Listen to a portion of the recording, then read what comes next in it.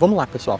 Se o livro A Arte da Guerra é um livro de Sun Tzu, ele fala sobre planejamento, fala sobre estratégia, então, obviamente, ele também tem que falar sobre táticas, certo? Parece a mesma coisa, mas não é. As táticas, elas são um conjunto de pequenas ações que vão compor a estratégia para alcançar o objetivo maior, que é de longo prazo, beleza? Olá, guerreiro, olá, guerreira do canal Rolê de App. Eu sou Anderson Clayton. Esse aqui é o canal Rolê de App. E hoje eu resolvi fazer um negocinho um pouco diferente, sabe? Tô aqui andando, ó. Tô botando o meu corpo pra suar um pouquinho, expurgar todas as cachaçadas. É importante, né? Então tô andando aqui um pouco. Preciso exercitar, né? De vez em quando é bom exercitar. E vou conversando com vocês enquanto eu vou andando, né? Vou aproveitar esse dia aqui, que terça-feira geralmente é um dia meio fraquinho. Então eu aproveito, fraquinho assim no app, né? Fraquinho para trabalhar nos apps, não dá para ganhar muito dinheiro, então eu aproveito para compartilhar aqui as informações que eu obtenho, né? Seja bem-vindo ao canal Rolê de App. Aqui eu costumo compartilhar todas as informações que eu vou obtendo ao longo do dia a dia, né? De motorista por aplicativo. São informações assim relacionadas ao ofício, né? De motorista por aplicativo. Quem me conhece já sabe que no momento eu estou fazendo vídeos baseados no livro A Arte da Guerra de Sun Tzu, certo? Estou criando aí diversas temporadas, ensinando o trabalho de motorista por aplicativo, mas com esse olhar, né? Voltado para estratégias, táticas, né? Estratégias, planejamento, objetivos, essa coisa toda. Porque o motorista do aplicativo, ele precisa também ter objetivo, assim como qualquer pessoa. Em um vídeo, não o vídeo anterior, que o vídeo anterior, na verdade, eu falei sobre 5 dicas, né, para melhorar o dia a dia. Mas assim, um vídeo antes, eu tinha falado aí sobre o estratagema.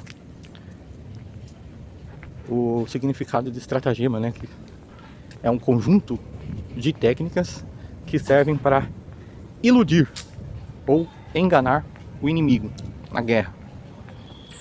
No caso do marketing, no mundo dos negócios, estratagema tem uma diferença retórica um pouquinho diferente. Significa driblar a concorrência. Basicamente, driblar a concorrência, muito se fala sobre isso. Então, existem estudos, mas quem quiser saber um pouco mais, vai lá, procura no canal Rolê de App, tá listado. Você pode achar esse vídeo aí que fala sobre estratagema, caso você queira saber um pouco mais. Beleza? Inclusive, gente, nesta semana aqui aconteceu um fato diferente, curioso. Aconteceu lá em casa, eu quero compartilhar com vocês. O meu enteado mais novo, ele chegou pra mim assim e comentou, né? Ele comentou sobre um vídeo que tá circulando aí na internet. Um vídeo aí que mostra um soldado russo deitado numa trincheira que foi rendido por um drone. Não pelo drone, né? Por outro soldado ucraniano que pilota o drone, certo? Os drones têm câmera. Então, não sei se vocês viram. É um vídeo assim que já tem bastante visualização. E ele mostra isso, né? Um soldado russo sendo rendido por um soldado ucraniano com um drone, certo? Caso vocês não tenham visto, não se preocupem que o link ele estará na descrição. Pois bem, ao invés desse soldado ucraniano eliminar de vez o oponente, o que ele fez? Utilizando o drone, ele jogou uma garrafa de água pro soldado russo que implorava pela vida e orientou esse soldado russo a se dirigir a um outro lugar para que ele fosse resgatado. Nesse outro local ele seria resgatado, cuidado, amparado e teve a vida poupada. Que legal, né? Final feliz, né? Pelo menos ele não morreu, ele não foi machucado, né? Que morrer todos nós vamos, né? Mas dependendo de onde pega o tiro, às vezes o cara fica com uma sequela pro resto da vida, né? Então, e vendo a vida do soldado russo ali sendo poupada pelo soldado ucraniano, o comentário do meu enteado foi o seguinte: você viu só que soldado bonzinho esse ucraniano? Eu respondi pra ele assim: olha, não se engana, você precisa ler Sun Tzu para entender como essas coisas funcionam. Essas coisas na guerra, elas funcionam. Tudo gira em torno de estratégia, né? Você precisa ler a Arte da Guerra, Sun Tzu, para entender esse tipo de coisa. Mais vale um soldado experiente, forte, saudável, vivo, do que morto. Já parou para pensar quanta informação preciosa seria mandada para debaixo da terra junto com esses soldados? Então, no mundo corporativo, tem algo semelhante, que é a questão de aproveitar mão de obra qualificada, certo? Assim como na guerra também é preciso evitar desperdícios de mão de obra, no mundo dos negócios não é diferente. Também é necessário aproveitar mão de obra qualificada. Se for possível readequar um funcionário num outro setor onde ele consiga se desenvolver melhor, faça isso. E as empresas têm esse conhecimento, né? Eles aproveitam o conhecimento prático e teórico de um profissional experiente e reaproveitam em outro setor ao invés de demitir. Certo? Outra coisa interessante de observar é disputa de empresas por profissionais especializados, altamente especializados.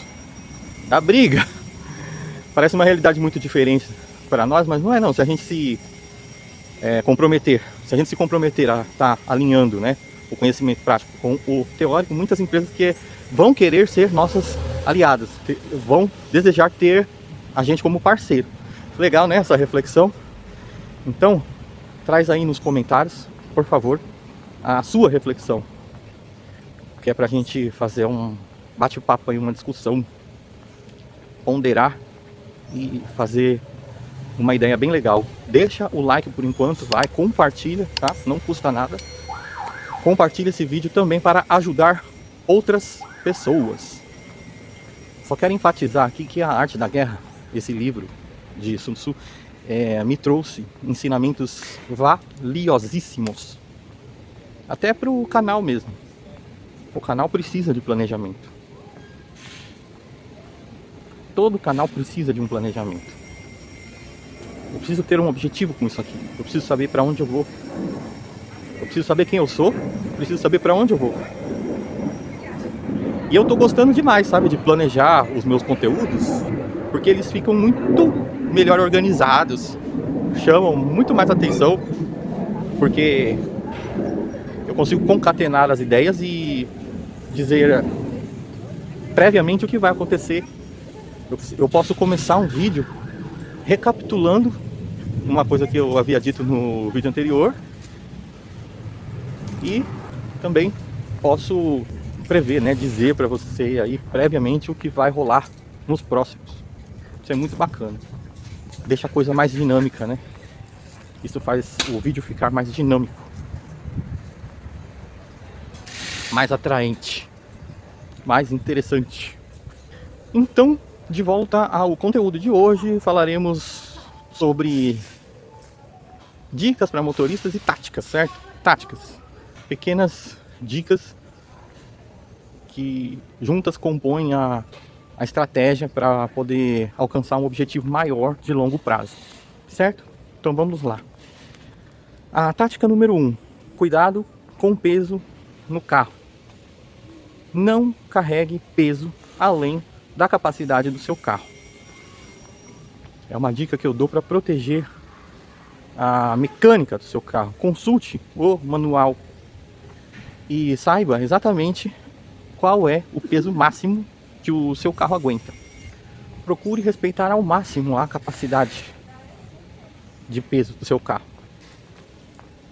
Os carros de passeio tradicionais, eles foram projetados para carregar no máximo até 5 pessoas.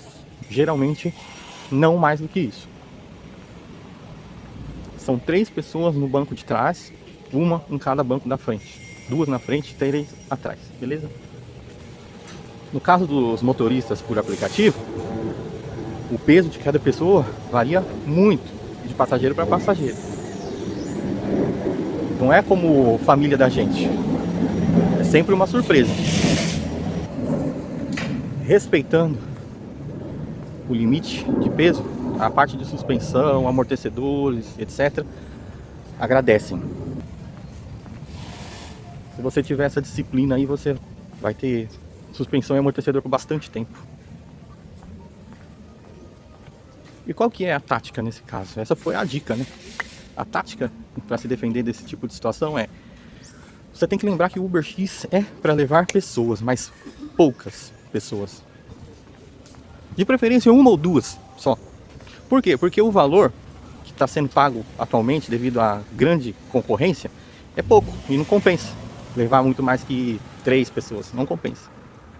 Então a tática é sugerir ao passageiro, de alguma forma, que ele chame o Comfort, certo?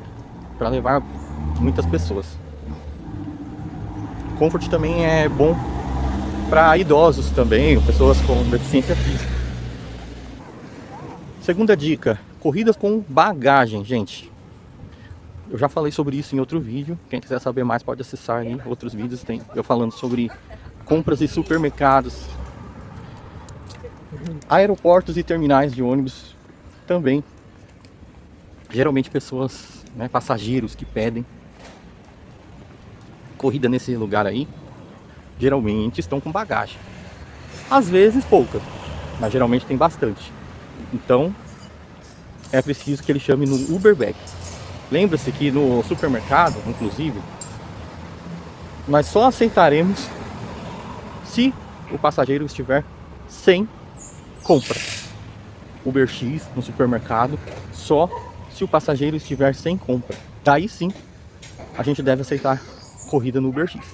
Caso contrário é bag. Porque tem a questão do peso, mas não é só isso. Quando a gente pega a corrida em supermercado e o passageiro está com bastante compra, a gente perde tempo também carregando e descarregando o carro. Então, o que acontece? Muitas vezes a gente demora tanto para carregar e descarregar que acaba perdendo a outra corrida. Nem sempre a outra corrida é melhor do que essa que você está fazendo, mas às vezes é. E aí, você vai perder uma corrida boa por causa de uma corrida ruim que você pegou no Uber X para ganhar pouco e carregar peso? O que compensou? Nada. A gente perde tempo e dinheiro. Tudo que a gente tem que pensar é defender o nosso tempo e o nosso dinheiro. A gente precisa levar algo para casa da gente, para a família da gente, para continuar trabalhando. Precisa ter recurso financeiro. Então, cuidado para não perder a outra. A tática nesse caso é não pegar a corrida Uber X no supermercado e recomendar o passageiro que sempre peça Uber Bag. É explicar. Sempre a tática é conversar. Sempre explicar. Ou por mensagem, ou pessoalmente, dentro do carro, quando estiver conversando, falar. Terceira dica: ande sempre com troco. Tenha cédulas de dinheiro e moedas para dar troco, caso você aceite dinheiro. Eu tô fora. Não quero mais não, cara. É uma pena. Porque quando a gente deixa o aplicativo configurado para aceitar dinheiro, o que acontece? Aumenta o volume de chamadas. Mas eu tenho observado que, principalmente de madrugada, alguns passageiros, eles vêm com cédulas de 50 e de 100. Daí lascou, né? Daí já viu. Pelo Código de Defesa do Consumidor, nós sabemos muito bem quem é que tem que ter dinheiro e moeda para trocar. Somos nós. No nosso caso, motorista, né? Que é pelo Código de Defesa do Consumidor, quem tem que ter moeda e dinheiro para trocar é empresário, comerciante. No nosso caso, motorista. Somos nós que temos que ter o troco. Mas o bom senso tem que prevalecer, né, gente? Madrugada, Não tem nada aberto, ninguém anda com dinheiro mais. Hoje em dia é Pix e cartão.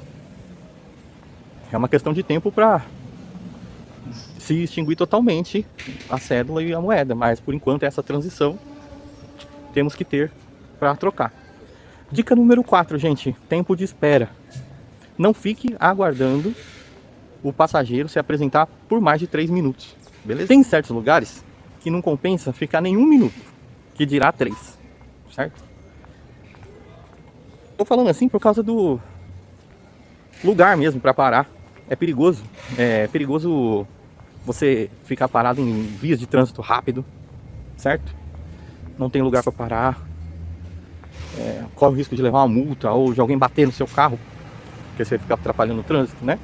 E também tem a questão da criminalidade também, né? Não vamos ser hipócritas a ponto de fechar os nossos olhos para essa questão aí. O Brasil ainda é um país muito desigual e por isso a criminalidade é alta. Mas assim, não é só culpa da desigualdade, é o coração das pessoas que tem que mudar também, né? O tempo máximo de espera é de 3 minutos. E quando um passageiro meu demora muito, eu costumo fazer, sabe o que? Despontuá-lo no final da corrida, quando tiver as estrelinhas lá pra dar pra pessoa. O que eu faço? Eu coloco menos estrelas do que poderia ganhar. Às vezes é uma pessoa educada, uma pessoa bacana, mas ele tem que aprender a se programar para sair. Ele precisa aprender a se organizar. E aí ele precisa aprender também a chamar o motorista somente quando ele estiver pronto. Porque às vezes a gente está longe. Às vezes um passageiro chama e nós estamos longe. E aí demoramos 5, 10 minutos para achar o passageiro. Mas às vezes nós estamos perto. Não tem como prever isso aí. É uma variável incontrolável. Não tem como prever. Às vezes a gente está tão perto e a pessoa não está pronta ainda, a gente acaba esperando mais tempo. A dica número 5 tem a ver com cordialidade. Lembre-se sempre que o seu passageiro, ele é o seu cliente. Ou seja, é ele quem fomenta o seu negócio, certo? Ele é a razão de existir da sua empresa.